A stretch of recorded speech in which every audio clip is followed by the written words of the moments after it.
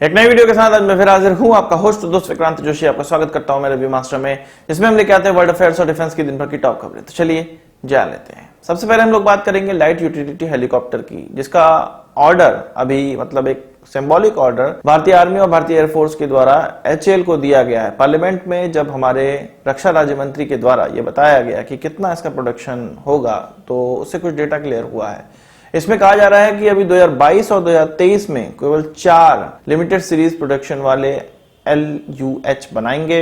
इसके बाद अगले साल 4 और बनाए जाएंगे, जिसमें क्रमशः 2-2 हर साल इंडियन एयरफोर्स और आर्मी को दिए जाएंगे।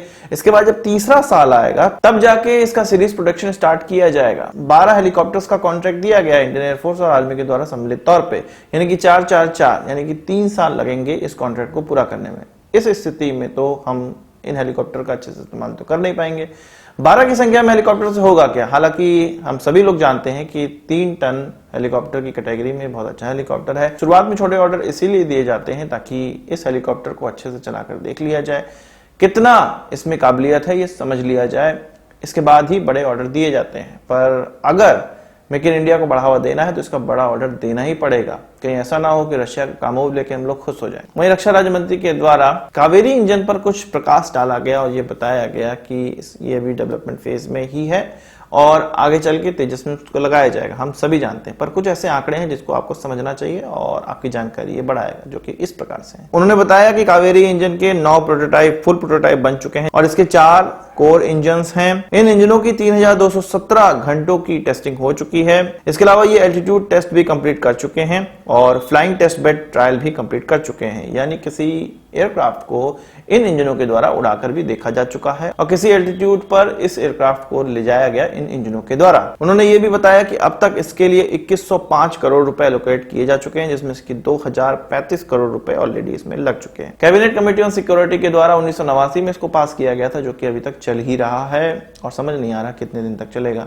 हालांकि इसके लिए हमें पॉजिटिव रहना चाहिए और अन्य कंपनियों के साथ हाथ मिला के जरूर एक दिन हमारे यहाँ भी अपना देसी इंजन हम बना पाएंगे, देसी जेट एयरक्राफ्ट के लिए इंजन बना पाएंगे। वहीं अगली खबर में हम लोग बात करेंगे ताइवान के बनने वाले सबमरीन की और भारत से भी इसका जुड़ाव है, वो हम लोग और डिस्कशन करेंगे। पर हम लोग को ताइवान का जो ये प्रोग्राम है सबमरीन डेवलप करने का, इसके बारे में समझना चाहिए और कितना तेजी से वो लोग काम कर रहे हैं इस चीज को भी समझना चाहिए। हमें पता है कि ताइवान अमेरिका का पुराना एलाय है, बहुत से डिफेंस इक्विपमेंट अमेरिका के द्वारा उनको दिए जाते हैं, पर अभी तक किसी भी प्रकार का सबमरीन नहीं दिया गया। ताइवान के पास अभी भी कोई भी सबमरीन नहीं है, पर ताइवान को यह पता लग गया था कि चीन के द्वारा उन पर काफी हमला किया जा सकता है आगे आने वाले समय में।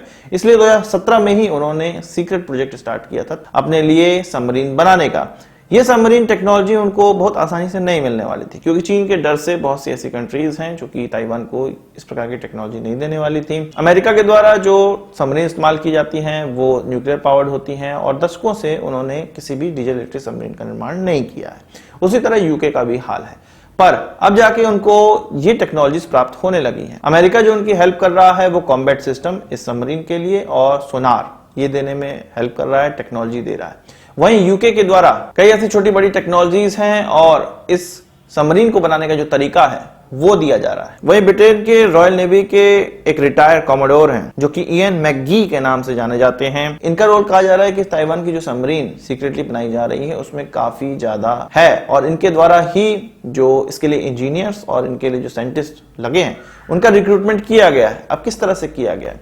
ये एक्चुअल में सबमरीन फ्लीट के जानकार माने जाते हैं। एक कंपनी का निर्माण किया गया जो कि इंजीनियर्स की रिक्रूटमेंट करती है और उस कंपनी की हेल्प इनके द्वारा की गई कि कई देशों से इंजीनियर्स और साइंटिस्ट लेकर आए। इसमें भारत का भी नाम है। South Korea, Australia, Bharat, Spain, Canada, इन देशों के जो पूर्व नेवल ऑफिसर्स हैं और इंजीनियर्स हैं जो कि सबमरीन फ्लीट को बनाने में व्यस्त रहे हैं, उनका सिलेक्शन किया गया और इनको भेजा गया ताइवान की एक पोर्ट सिटी में भेजा गया है, जो कि अब ताइवान की सबमरीन निर्माण करने में हेल्प कर रहे हैं। 2017 में मैंने आपको बताया कि ये प्रोग्राम स्टार्ट हुआ है, 2025 तक वो 8 सबमरीन बनाने का मादा रख रहे हैं या वो ये घोषणा कर चुके हैं कि हम 8 सबमरीन का फ्लीट निकालेंगे। अभी कुछ दिनों से ही आप लोग सुन रहे होंगे कि ताइवान ने सबमरीन बनाना स्टार्ट कर दिया है और उनका सेब भी लेने लगा है।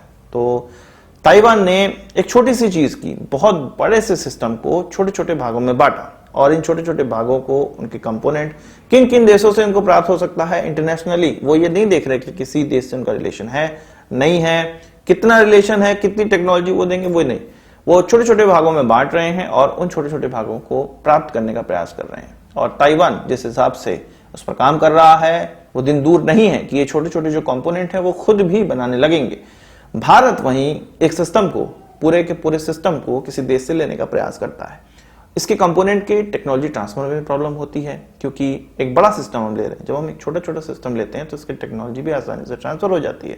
कोई भी देश छोटे सिस्टम के लिए ज्यादा रूल रेगुलेशंस नहीं लगाता है। इसी चीज को ताइवान पकड़ चुका है। वहीं गगनयान की हम लोग अगर बात करें तो रिहेबिलिटेशन सेंटर बनाना है, किनके लिए? एस्ट्रोनॉट्स के लिए, जो कि अंतरिक्ष में हमारे जाएंगे। ये माना जा रहा है कि अरेबियन सी या बे ऑफ बंगाल, यहां पर क्रू मॉड्यूल जब वापस आएगा, उतरेगा समंदर में, तो ये देखना है कि कहां पर इसको उतारना, भी ये क्लियर नहीं हुआ है। अगर अरेबियन सी में उतारेंगे तो गुजरात के पास एक फैसिलिटी बनाने की सोच रहे हैं। अगर इसको बे ऑफ बंगाल में उतारेंगे तो श्रीहरिकोटा में, जहां पर इसरो की ऑलरेडी फैसिलिटीज हैं, वहीं पर रिहेबिलिटेशन सेंटर भी बनाना होगा। क्योंकि हमें पता है कि स्पेस से जब एस्ट्रोनॉट आते हैं तो उनको काफी रेडिएशन लगता है।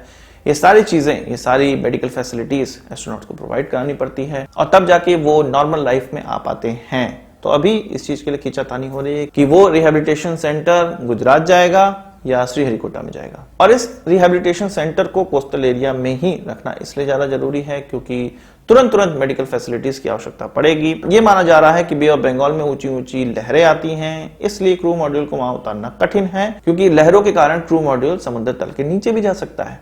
पर वहीं अगर अरेबियन सी में इसको उतारा जाता है तो रिहेबिलिटेशन सेंटर गुजरात में बनाना ही पड़ेगा। वही बात कर लेते हैं भारत और चीन के रिश्तों की। आपको पता है कि रशिया, इंडिया, चाइना एक समिट हुआ था जिसमें कि इन तीनों ही देशों के विदेश मंत्रियों ने भाग लिया था। उसमें भारत ने ये सपोर्ट जताया था कि चीन में जो विंटर ओलंपिक्स हो रहा है उसमें भारत सपोर्ट करेगा, यानी कि भारत अपने खिलाड़ियों को भेजेगा।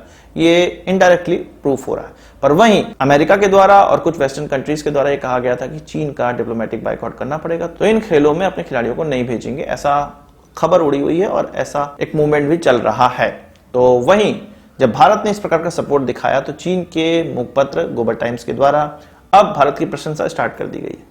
प्रशंसा क्या कहें कि उनका यह कहना है कि भारत यूएस का नेचुरल एलाइज नहीं है और भारत के इंक्लाइनेशन को देखकर, मतलब यूएस की तरफ पूरी तरह से इंक्लाइन नहीं है भारत, चीन का सपोर्ट कर रहा है और भारत ये चाहता है कि सबसे डिप्लोमेटिक टाई बने रहे और वो अपनी एक अलग नीति से ही चल रहा है। वो यूएस का नेचुरल एलाइ नहीं दिख रहा है। हम सभी को पता है कि हर देश अपने स्वार्थ से चलता है, जहां पे उसको लाभ होगा वहां वो जाएगा। भारत को भी यही स्ट्रेटेजी अपनानी चाहिए। अब खेलों में शिरकत करना सही है नहीं है वो आप मुझे कमेंट बॉक्स में जरूर बताएं, पर किसी भी देश की तरफ पूरी तरह से इंक्लाइन होना बिल्कुल गलत है।